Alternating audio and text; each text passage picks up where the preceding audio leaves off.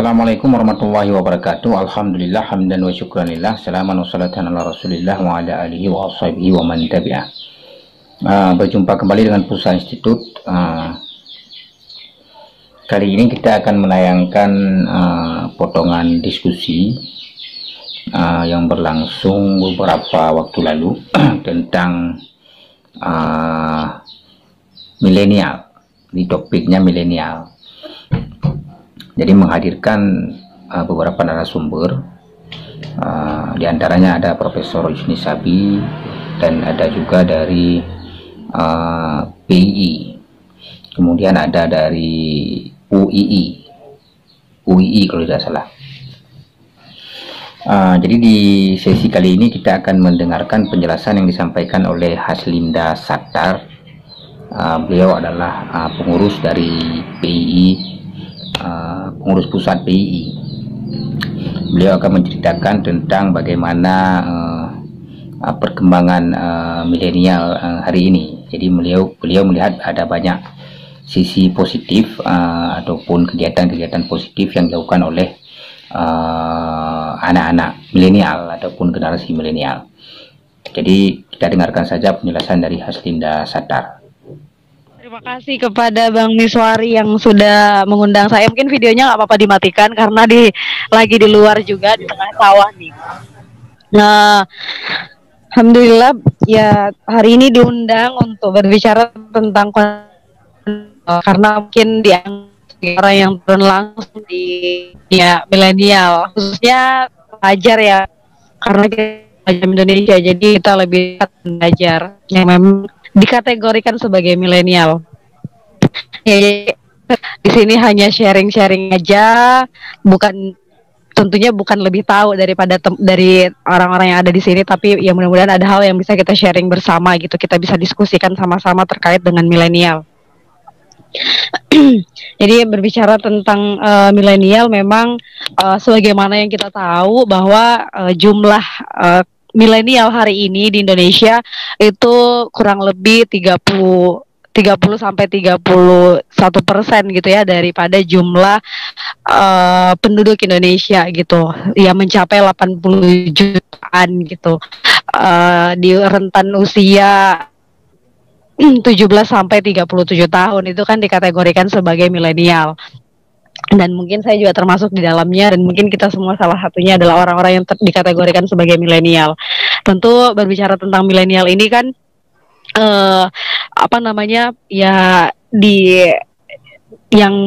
kehadiran mereka itu di tengah arus globalisasi, kemudian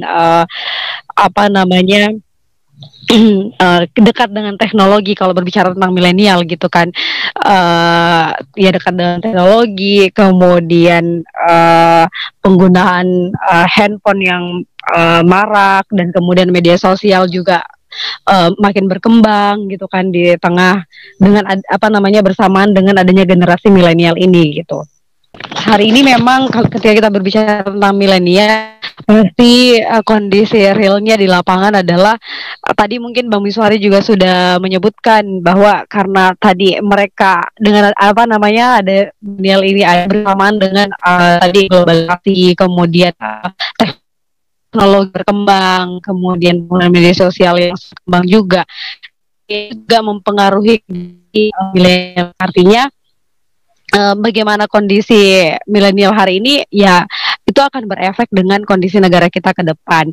Nah, ketika turun di lapangan memang sebenarnya kondisi milenial hari ini karena dia dekat dengan teknologi yang tadi saya sebutkan, cukup kreatif gitu ya ketika kita berbicara gitu tentang milenial. Wawasan mereka lebih terbuka, kemudian lebih kalau misalnya kita banding dengan generasi sebelumnya gitu ya, generasi milenial ini mereka lebih terbuka karena tadi harus globalisasi, kemudian generasi milenial ini juga lebih toleran kali ya bahasanya gitu ya terhadap sesuatu mungkin gitu. Kemudian tadi kreativitasnya juga terbuka karena dia tadi apapun bisa diakses gitu, mau belajar apa aja tuh bisa gitu lewat media sosial ya kan.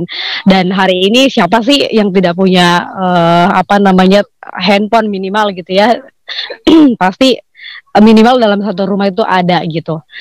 Meskipun ya kalau kita berbicara lebih jauh lagi mungkin lebih ketika masuk ke pelosok-pelosok negeri mungkin itu adalah salah satu persoalan, tapi secara general kondisi milenial kita seperti itu. uh, apa namanya itu tadi kreatif gitu kan. Lihat juga di kota besar misalnya banyak kali startup kemudian banyak kreativitas atau usaha-usaha yang aktivitas tinggi gitu ya, dan itu dilakukan oleh generasi milenial gitu. Nah itu mungkin hal-hal positif yang dan ada di generasi milenial gitu kan. Atau apa namanya yang kita lihat gitu. Kemudian kalau berbicara gitu, kita banyaklah dapat gitu ketika misalnya kalau di PI sendiri kan kita sering melaksanakan apa yang namanya pengkaderan atau kaderisasi, dan itu kelasnya kelas-kelas SMP dan SMA. Nah di situ kita benar-benar banyak menemukan apa namanya kondisi pelajar kita gitu ya yang tidak memiliki basic yang kuat gitu, basic yang kuat baik itu perihal apa dari sisi agamanya, kemudian dari sisi kepemimpinannya, dari sisi apa namanya, dari sisi apa bahasanya ya karakternya gitu ya, ya memang masih masa pencarian, tetapi kan setidaknya ditanamkan oleh orang tuanya gitu. Kita terjun ke lapangan, ketika kita turun training gitu, melakukan pengkaderan, ternyata kondisinya sangat miris gitu melihat kondisi pelajar kita, apalagi yang ada di apa namanya di pelosok-pelosok. Itu luar biasa gitu tantangannya yang kemudian kita temukan di lapangan gitu kan. Nah kemudian itu kan menjadi tantangan besar bagi kita gitu. Hal kan kita ini sedang memasuki apa namanya era bonus demografi lah bahasanya gitu ya, harusnya menjadi bonus demografi. Tapi ketika misalnya kita melihat di real di lapangan gitu ya, hal-hal yang tadi selain hal yang positif kemudian hal negatif yang ada di lapangan ya, ini akan kemudian masa depan negara kita gitu. banyak banyak misalnya di antara pelajar itu yang nggak peduli bodo amat gitu sama apa yang terjadi misalnya di sosial gitu. Bodo amat lah dengan apa yang terjadi terhadap negara, bodo amat lah yang terjadi terhadap tetangga gue, bodo amat gitu, yang penting gue baik-baik aja gitu. Itu yang kemudian terbangun jiwa individualis dalam jiwa milenial itu mungkin cukup besar kali ya dibanding misalnya generasi sebelumnya. Memang itu beberapa hal yang kemudian ini menjadi kita gitu untuk kemudian apalagi di tengah justru yang kita temukan, halnya kalau saya di dalam rumah juga itu kan banyak tuh tinggal sama sekolah gitu, karena kemarin habis bencana jadi bencana juga, jadi kita tinggal dalam satu rumah semuanya dan itu banyak anak-anak sekolah. Justru yang mereka lakukan tidak kemudian waktunya untuk belajar misalnya untuk dengan fasilitas internet yang diberikan oleh pemerintah, mungkin dipakai belajar berapa menit sih gitu, tetapi lebih banyak kan untuk main TikTok, terus apa namanya itu untuk kemudian nyanyi-nyanyi dan lain sebagainya. Ya mungkin sih ada positif, tetapi justru lebih banyak apa namanya sisi negatifnya gitu ya. Apalagi ketika kita berbicara tentang agama gitu ya, ketika kita berbicara tentang agama harusnya kan kita itu punya rasa malu yang tinggi gitu terhadap sesuatu, tapi dengan apa namanya justru dengan mereka bermain TikTok misalnya, khususnya perempuan misalnya, harusnya kan kita punya rasa malu yang tinggi gitu ya terhadap sesuatu, tapi dengan mereka bermain TikTok, dengan mereka rela gitu ya memperagakan sesuatu yang harusnya mungkin tidak diperagakan gitu, kemudian itu diupload, ya artinya kan rasa malunya sudah mulai sudah luntur gitu. Dan itu kan harusnya itu kan menjadi modal kita gitu dalam hidup juga. Dan itu menjadi persoalan. Mungkin itu sih tantangan-tantangan ke depan yang kemudian tantangan hari ini yang kemudian memang menjadi tugas kita bersama gitu ya, baik itu dari sisi pemerintah, apa namanya ya, masyarakat gitu, orang tua juga gitu yang punya kewajiban untuk melakukan pendidikan terhadap anak-anaknya gitu. Mungkin organisasi-organisasi juga yang fokus terhadap pendidikan gitu kan, ya siapapun sih gitu harusnya menjadi memperhatikan generasi milenial kita, karena ya ke depan mereka yang akan memegang kekuasaan yang ada di negeri ini gitu.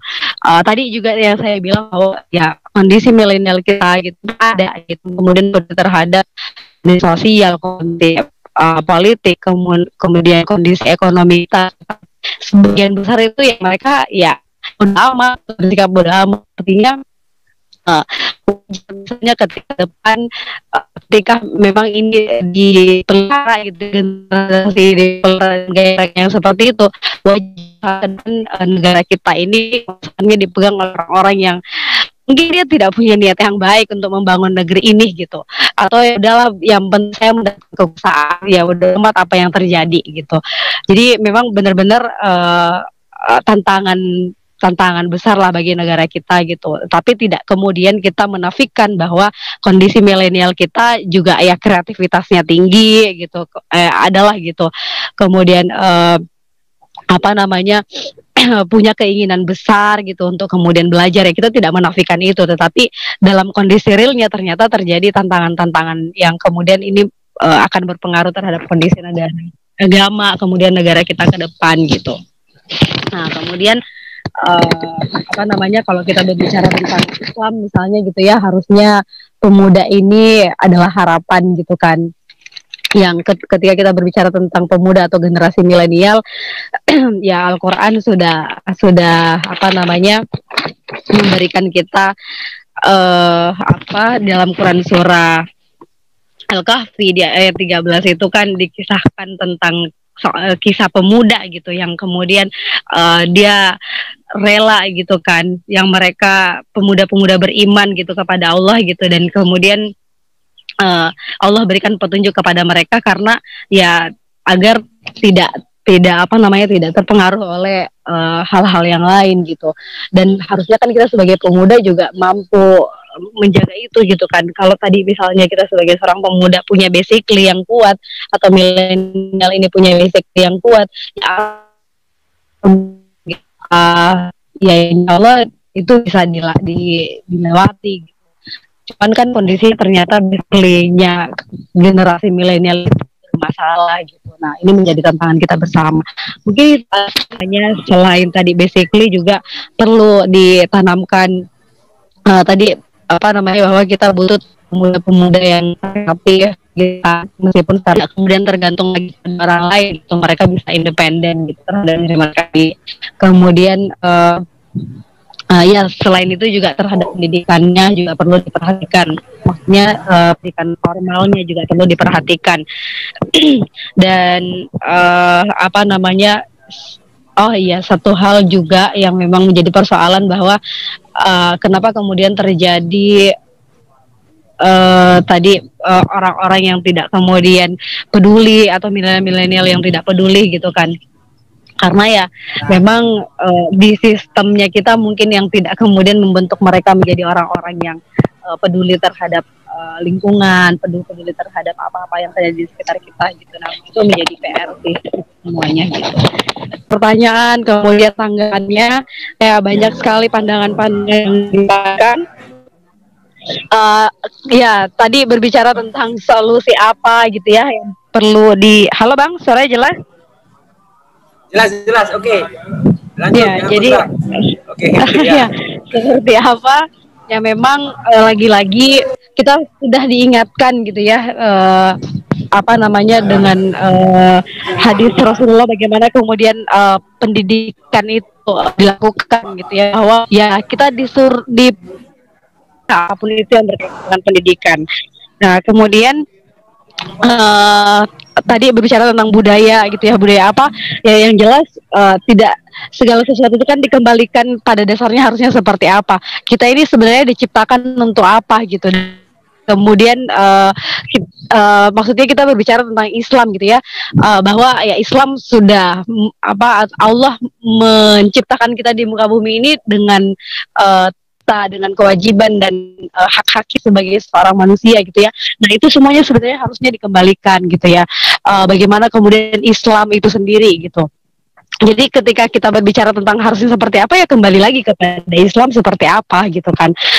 Bagaimana kemudian budaya keilmuan yang ada di dalam Islam, bagaimana kita diajarkan belajar itu kepada orang yang punya otoritas terhadap keilmuan gitu kan. Kemudian akhirnya kita tidak termakan oleh hoax ataupun tadi kita benar-benar belajar pada ahlinya gitu kan. Ya itu yang mungkin perlu kita tanamkan gitu, berbicara tentang budaya keilmuan. Kemudian etos kerja, bagaimana kemudian Islam benar-benar sudah sudah memberikan kita gitu, bahwa ya orang Islam itu ya harus bekerja dengan sesuai dengan aturannya, kejujuran dijunjung tinggi, kemudian kedisiplinan terhadap ilmu, terhadap waktu, bagaimana kita harus benar-benar tidak boleh lalai terhadap waktu, bahwa Allah juga sudah berjanji demi waktu gitu kan, sedangkan kita terkadang lalai gitu. Ya tadi ketika misalnya berbicara bagaimana, ya lagi-lagi tetap aja kita harus kembali kepada Islam. Kemudian bahwa juga kalau kita melihat misalnya di dalam Al-Quran bagaimana para nabi gitu ya, mengkhawatirkan mungkin dirinya gitu ya akan meninggalkan generasi-generasi yang lemah gitu, sehingga Nabi Ibrahim misalnya bagaimana beliau memastikan bahwa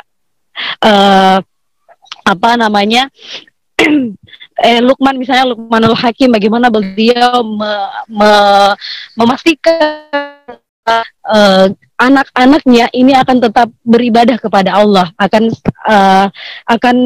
mentauhidkan gitu, akan tetap bertauhid gitu.